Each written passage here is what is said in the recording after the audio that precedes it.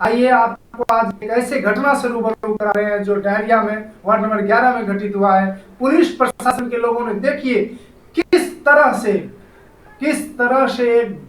जो बसा बसाया घर है उसको बर्बाद करने का काम किया, उस पर बुलडोजर चलाने का काम किया है। खून पसीने की पैसे से जो घर बनाया था गरीब लोगों ने, उसके ऊपर बुलडोजर बरसाने का काम किया। ये देखिए किस तरह से अन्याय हुआ है, ये अत्याचार हुआ है देखिए। और ये अन्य अत्याचार करने वाले कोई दुश्मन नहीं है, बल्कि ये प्रशासन के लोग हैं। और अतिक्रमण के नाम पर ये किस तरह से गरीबों को बेघर करने का ये साजिश है। इस साजिश के प्रति यदि आप आवाज नहीं दिए तो ये समय आपका भी आएगा, बारी आपका भी आएगा।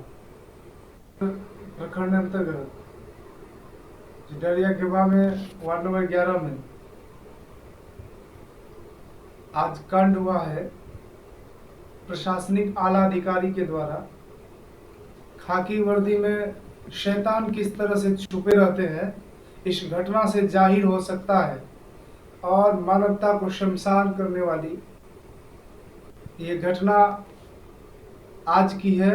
अतिक्रमण के नाम पर एक गरीब का बसा बसाया घर को वहाँ के स्थानीय पुलिस प्रशासन की मदद से वहाँ के अंचलाधिकारी और वरीय पदाधिकारी सभी ने मिलकर के 10 से अधिक लोगों का, जिनका घर पीढ़ी दर पीढ़ी वहाँ बसा हुआ है, जिसपे पक्की और कच्ची दोनों तरह के मकान बने हुए हैं, और एक घर को बनाने में एक आदमी का जिंदगी गुजर जाता है। वो मेहनत के गाढ़ी कमाई से, पसीने के कमाई से एक घर को तैयार करता है, जिस घर को तैयार करने में आप और हम समझ सकते हैं कि कितनी मुश्किल का समस्या करना पड़ता है।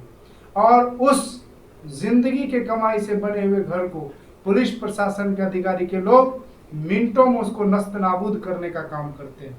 और वही बगल में जो सरकारी जमीन पर अवैध कब्जा है, उस पर आहिस्ते आहिस्ते हथौड़ा उनकी पुलिस प्रशासन का चलता है।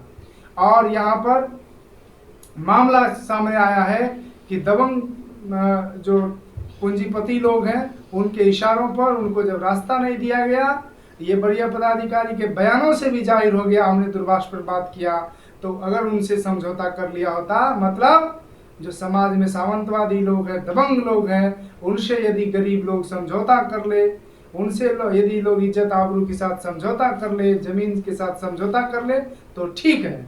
और समझौता ना करे तो उनका घर उजाड़ा जाएगा, उनके बस्ती में आग लगाई जाएगी, उनके बसे बसाए मकान को पुलिस के बुलडोजर से तोड़ा जाएगा। तो इसका खमियाजा आज डहरिया पंचायत में डहरिया के लोगों को भुगतने के लिए मिला है। आप भी तैयार रहे, वक्त आपका भी आएगा। इसलिए हम आग्रह करेंगे कि इस मुद्दे को, ये अन्याय की लड़ाई को जन जन तक पहुंचाए, सड़क पर पहुंचाए और अपनी आवाज दे। इस आंदोलन को, ये आंदोलन थमना नहीं चाहिए तब तक नहीं जब तक कि उस पीड़ित का घर, जिसका घर को तोड़ा गया, पुलिस प्रशासन के लोग उसको जब तक घर बनाने के लिए उनको तत्काल कोई सुरक्षा मुहैया नहीं कराता है। आज उनका परिवार, आज मैं आधी रात को ये वीडियो को यूं बना रहा हूँ 12 बजे रात को, कि मुझे क्या जरूरत पड़ी 12 बजे रात को बोलने का इस विषय पर, क्योंकि जब देख रहा हूँ राजनीति की गलियारें सुनसान है, कोई भी राजनीतिक दल के लोग बोल नहीं रहे हैं, पुलिस प्रशासन का चोंगा बन करके उनका प्रतिनिधित्व कर रहे हैं, तब मुझे समाज, जो एक गैर राजनीतिक लोग हैं, सामाजिक संगठन चलाने वाले लोग हैं, 12 बजे रात को, मध्य रात्रि को ये बयान देना पड़ रहा है कि वो आंदोलन, जो आंदोलन हम लोगों को जब खबर मिला तब तक में वहां उसका घर टूट चुका था। यदि घर टूटने से पहले हम लोगों को खबर होता तो ये घटना हरगिज नहीं होने देते हम लोग। हम आग्रह करेंगे पुलिस प्रशासन, वहाँ के स्थानीय प्रशासन, आला अधिकारी से कि आप, आज हम लोगों के कहे सुने के बाद आंदोलन हुआ, और उस आंदोलन को हम लोगों ने पुलिस प्रशासन के बातों को मान करके, उनके बातों का आदर करते हुए आंदोलन को तोड़वाने का काम किया।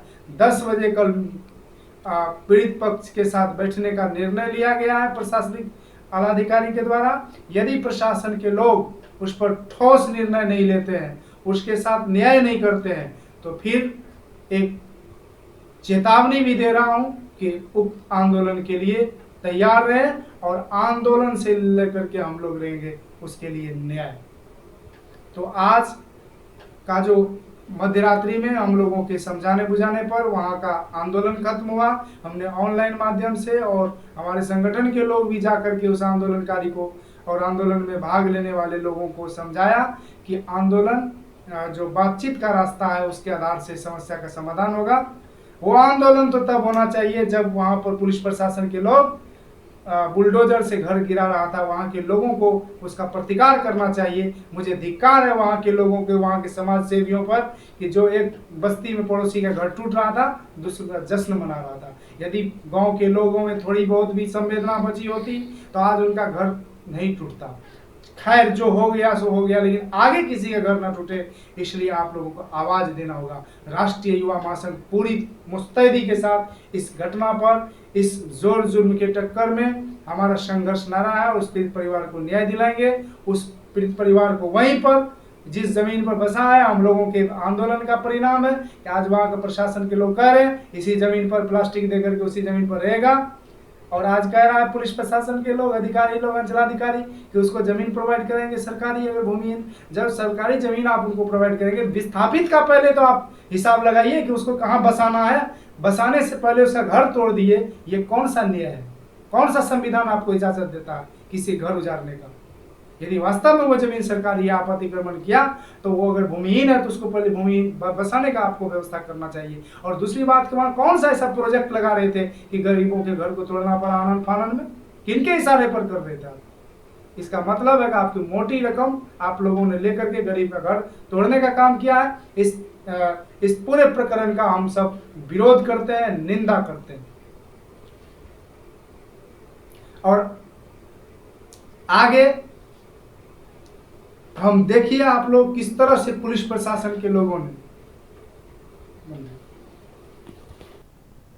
मुझे इस घटना के बारे में जैसे ही जानकारी मिली, संतोष सियोटा जी के द्वारा, अजय शर्मा जी के द्वारा, वहाँ के स्थानीय कार्यकर्ताओं और वहाँ के ग्रामीणों के द्वारा, खास करके संतोष सियोटा जी ने मुझे इस विषय पर ध्यान आकर्षण कराया।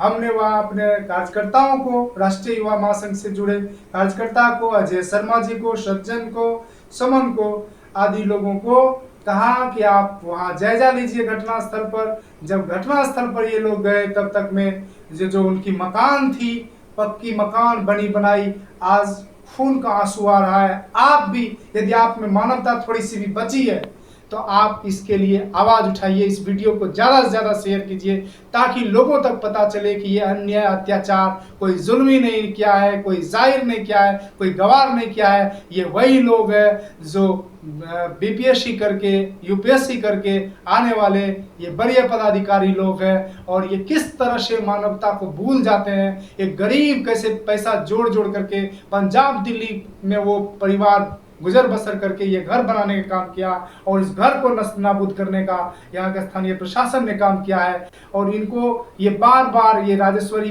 पूर्वी में भी गोलीकांड हुआ और राजेश्वरी पूर्वी में, तिनटंगी में भी किसानों की फसल पर यही सीओ है, यही पदाधिकारी है, यही पुलिस प्रशासन के लोग हैं जिनके मिली भगत से वहाँ किसानों के ऊपर ट्रैक्टर चढ़ाया गया और मतलब कि भूल को स्वीकार किया। आज यहाँ फिर पुनः यही बात दोहराई गई कि प्रशासन के लोगों से भूल हुई है।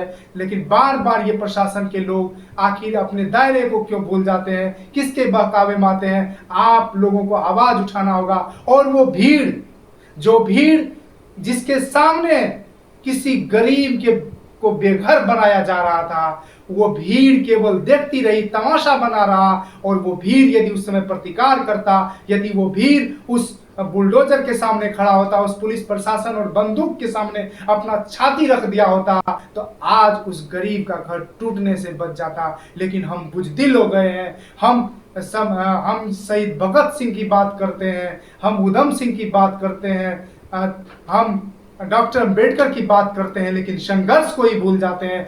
जब आवाज उठाने की बारी आती है तो हम लोग गूंगे पड़ जाते हैं। आखिर ये समाज कब बोलना सीखेगा, कब अन्य अत्याचार के खिलाफ आवाज उठाना सीखेगा? मुझे पता नहीं लगता। जिस समाज के लिए हम लोग लड़ रहे हैं, दिन रात एक कर रहे हैं, ये समाज आखिर कब तक सोया रहेगा, कब तक लाशों को उठाता रहेगा? आप लाश को मत उठाइए, आपको आवाज उठाना होगा अन्य अत्याचार अत्याचार के खिलाफ। जब तक आप अन्य अत्याचार के खिलाफ आवाज नहीं उठाएंगे, आपका लड़ाई लड़ने वाला कोई राजनेता, कोई जो आप समझ रहे हैं अवतार होगा, ये होने वाला नहीं है। ये आपकी लड़ाई है, लड़ना भी आपको ही पड़ेगा। इसलिए हम समाज के तमाम युवाओं से, खास करके राष्ट्रीय युवा महासंघ के साथ इस आग्रह करेंगे, और तमाम जो भी युवा साथी है, जो जिसने इस आंदोलन में सक्रिय भूमिका निभाया है, और मेरे कहने पर हमको एसडीओ साहब बार बार कॉल कर रहे थे कि आंदोलन को रोकिए। हमने प्रयास किया, आंदोलनकारियों से बार बार वार्ता किया, वो आंदोलनकारी मान नहीं रहे थे। फिर भी आदरणीय मुखिया जी,